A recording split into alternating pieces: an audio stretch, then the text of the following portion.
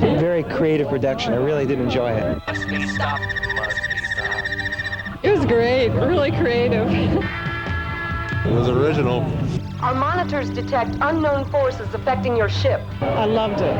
It's incredible. Why, I haven't even started yet. Well, I think it had imagination. Super, very great satire. What are these people talking about? It's the animated science fiction film Futuropolis, produced and directed by Richmonders Phil Trumbo and Steve Segal. 9 years in the making, the film premiered to a sellout crowd at the Biograph Theater here in Richmond. And how did Steve and Phil feel about the audience reaction? It's exciting. This fulfills my fantasy. Believing in something all along, and then finally, being able to share it with all these people, it's great. It's exciting. You work alone in filmmaking, or with Steve and I, just the two of us, or with a small cast, and then here's all these people, confirming that yeah, you did okay. So it's a real kick. They laughed in all the right places. They applauded in places I didn't expect. Futuropolis is about good versus evil, and a mad scientist's desire to rule the universe through the use of his mutation ray gun. With this device, I can impose my superior concepts of order throughout the universe. When the mutations begin to occur, 4 space rangers are sent to investigate. We've detected the source of the emanations as coming from your sector of the galaxy. All other patrol ships in that area have mysteriously vanished. It's all up to you.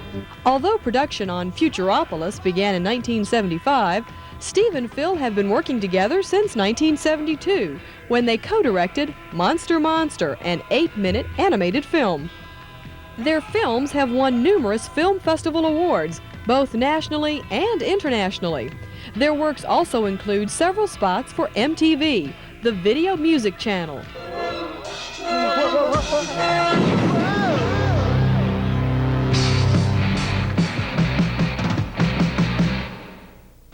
How did you get interested in making animated films?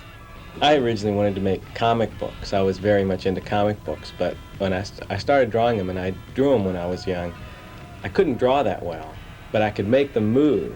I was much better at that, so I tended to draw very simple figures and make them move. But originally I wanted to do like a newspaper strip or comic books or something. The Disney film from Fantasia was a religious experience. That was better than religion for me, and I wanted to know how to do that. I wanted to know the secrets, and I wanted to do it myself. So that was, TV. So how would you describe Futuropolis? It really started out for me as being more of like a social satire with more political overtones, and it's really turned into more of an entertainment type film. Because the film took 9 years to make, many of the characters in the film were played by more than one actor. Some characters had to be killed off when the actors who played them moved out of town or graduated or found full-time employment. One of the few actors who remained through the entire production was Tom Campagnoli, Captain Cosmo. Did you ever get bored or want to drop out? It was hard sometimes, but I wouldn't call it boring too much. It was a little strenuous at times. But it was always something to look forward to, great, we get to film this weekend. Steve and Phil are planning to show Futuropolis at film festivals across the nation. And what do they think about the films they make? They're still kind of weird movies.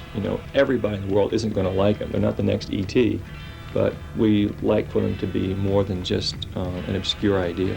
So. I consider them sort of experiments in motion, in design, and the weak area would be the storytelling. I'm more interested in just seeing stuff move. Now, Futuropolis may not be a film that everyone will want to see, but one fan certainly thinks everyone should. It's worth waiting for. It's absolutely wonderful. Don't miss it. It's terrific.